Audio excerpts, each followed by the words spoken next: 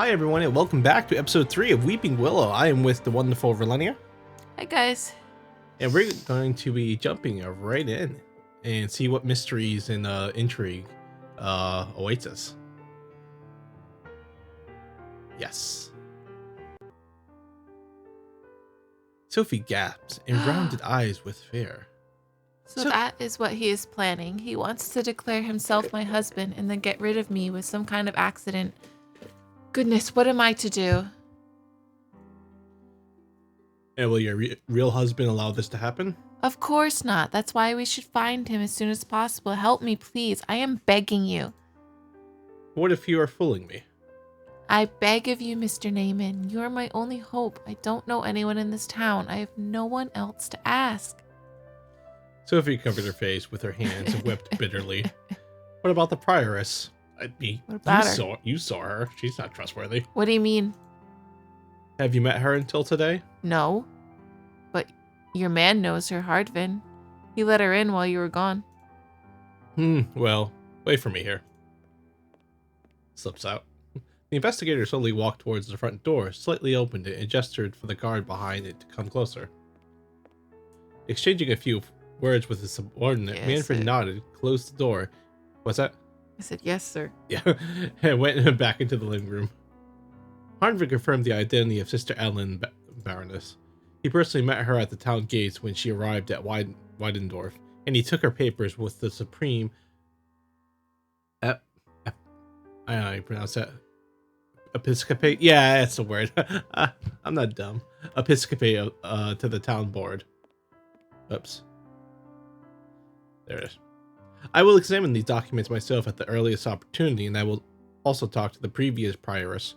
Fortunately, she's still in the town because of the quarantine. Do you think Sister Ellen could be involved in all this?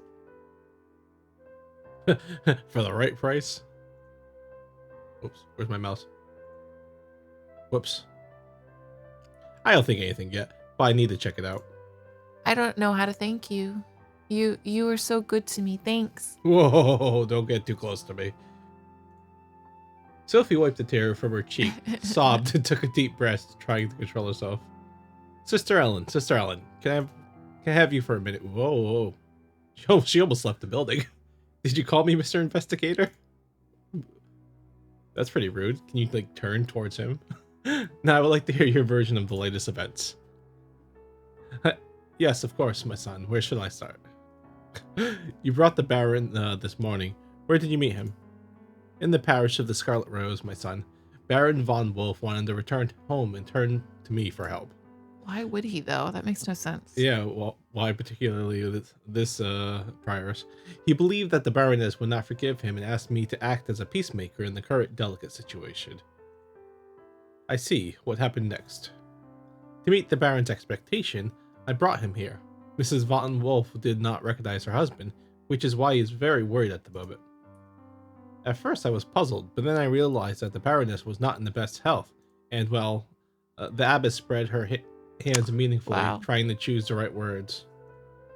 Do you think she's out of her mind? Have mercy, Mr. Investigator. I'm only the humble prioress of a modest parish and cannot draw such conclusions for the right price. But still, she threatened and tried to banish him. The Baron is totally desperate. Okay. So you were sure that this man who is in the next room is really the husband of Mrs. von Wolf? There was no doubt about that. I met him immediately after my arrival in Weidendorf. He made a large donation to the temple and proved himself a very worthy man. It's a lie. Mrs. von Wolf, please calm down. The last thing I need now is your emotion. Instead, I need facts. To prove my words, I can bring at least dozens of witnesses, Mr. Investigator. I see, Baroness. Who saw your husband on the first day of his arrival at Weidendorf? We came here about 2 weeks ago. I got the keys to the house from a local shopkeeper while Otto stayed in the carriage. He was unwell at the time. Then maybe the coachman can identify him. Maybe, but he left the town before the quarantine was announced, so... Mr. Naaman, I can bring you hundreds of witnesses in Honey Valley.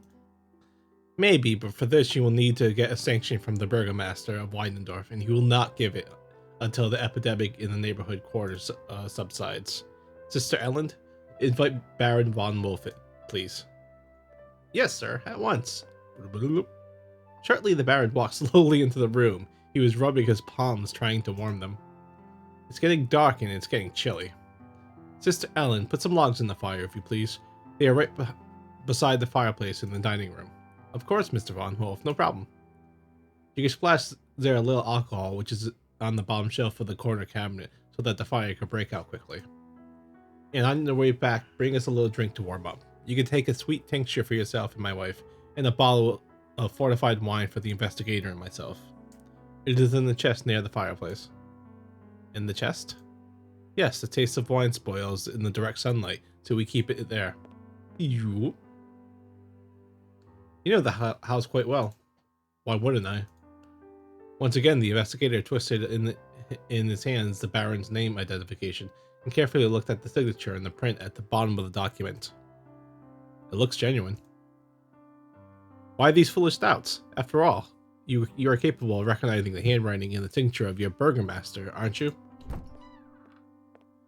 The messenger delivered a letter to Mr. Investigator. A letter? A letter where from? That was Naaman. Or the investigator. Oh. This is you. I cannot know. It arrived to the frontier post, and then it was passed on here, along with the food supplies. Give it to me. You can go. Yes, sir. You. Manfred looked at the wax seal and twisted the scroll, studying it. I hope no one will mind if I open it. Of course not, open it. Mrs. Von Wolf? Sophie nodded affirmatively, and Manfred broke the wax seal. Unceremoniously, unrolled the scroll and began to study its contents. Yep. Here is your wine, Mr. Von Wolf. Is everything all right? A letter has been delivered, Sister Allen. Mr. Investigator was just about to read it out to us. Were you not, Mr. Investigator? What is it?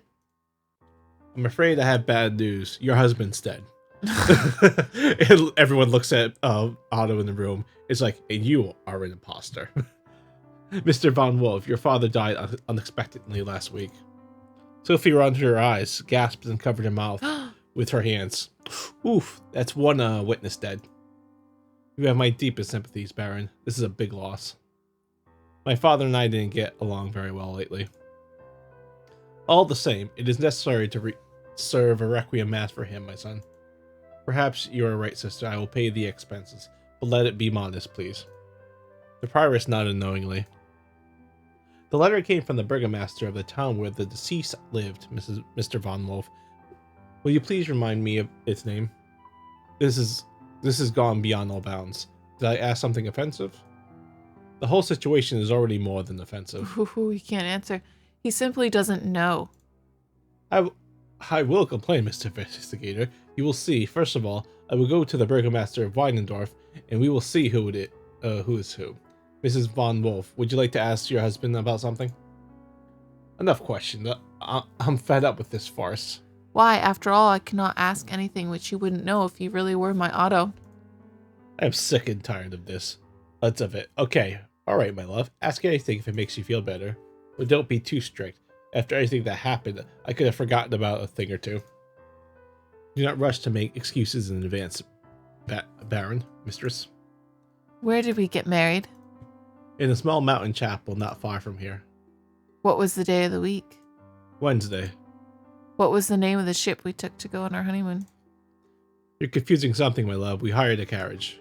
Where did we go? I took you to Honey Valley, where we spent 5 unforgettable days. Your questions already bored everyone there. Not at all, Baron. Ask, Mrs. Von Wolf. Ask. What is my father's name? Honey, I don't remember. You haven't introduced us yet. But still, I told this to my Otto. I don't remember, really. Well, you wouldn't forget that. Yeah, My real husband would not forget that. I have repeatedly mentioned him in our conversations. Yeah, you really don't forget your father-in-law unless you really hate him, and they forced it. That's impossible to forget. Yeah, dude. Come on. So are you a jerk husband? Baron? Yes, his name is Bruno. And the last name? Oh, I'm sorry. And the last name? What is his last name? Mars. If I'm not mistaken, your father comes from a line of bakers, and his last name is Becker. How did you... Is the answer correct? Yes, but... Does it make these sense to continue, Mrs. Von Wolf? One more question. I've got one more question. Okay, my dear, ask. There's only one mole in my body. Where is it located? I mean, if this guy's an absolute stalker, he's gonna know that easy. Mole? I got you, rogue. Mrs. Von Wolf, you do not know the answer to this question. You've been married for more than 2 months. Oh, Mr. Von Wolf. Oh yeah, the mole. Sure, it's on your right breast, my love. How could I forget about it? What? But how did you... Is something wrong, my dear? Well, of course. It was she who told him. Prioress? She's like, what? Yes, she rubbed me with perfume when I lost consciousness and apparently noticed the mole. These people are on the same side. I think that it's time to end this conversation, Mr. Investigator. You're right, Baron. I've heard everything I wanted. Then please leave my estate. My wife needs rest, and I would like to eat my dinner now. Of course, I will visit you tomorrow. No, you don't leave. Nope. When someone is uncomfortable, the police cannot leave. Well, they shouldn't. I was gonna say, what year is this? My regards. Will you leave me alone? The prioress took out a little paper sachet from her small pocket and handed it to the Baroness. All right, drink this. Drink this before you go to bed, my daughter. This is a sleeping pill. It will help you sleep well. And do not forget to take your medicine. I don't take any medicine. Do you always carry sleeping pills with you, sister? Of course. Sometimes parishioners come to me too excited. In addition to spiritual torment, they also suffer physical pains. And good sleep always helps to ease the suffering. Not true. They will poison me. What do you mean? The powder is completely harmless. Here, I'll take some myself. Drops to the floor. It's like, checks out. Honey, come talk, please. I cured you last time. I will cure you now. I don't quite trust this face over here telling me that. Has this already happened? Yes, in Honey Valley. It's a lie. I see. Well, maybe tomorrow you can get to recognize bad investigator. Yeah, your husband, Mrs. Von Wolf. Goodbye. Oh my gosh. You forgot to give me a letter. Oh yes, of course. There you are. Thank you, and you can keep my name and my identification for now. Return tomorrow when you verify its authenticity. Thank you. If there are no more questions, then I don't dare to delay you anymore. Mr. Investigator? Oh, excuse me. Investigator is like, give it a weird inflection. Excuse me. And as for my complaint to the Burgomaster, you can relax. I've changed my mind for now. Oh, handcuff him. Alright, arrest him. Very much obliged. Sophie ran up to Manfred, dragged him by the hands to the side, and whispered to his ear. Mr. Naaman, help me, please. I'm trapped. By morning they will do anything to get rid of me. If they're not really the ones they claim to be, then getting rid of you on the first night will be stupid and very suspicious. Lock yourself in the room and wait until morning.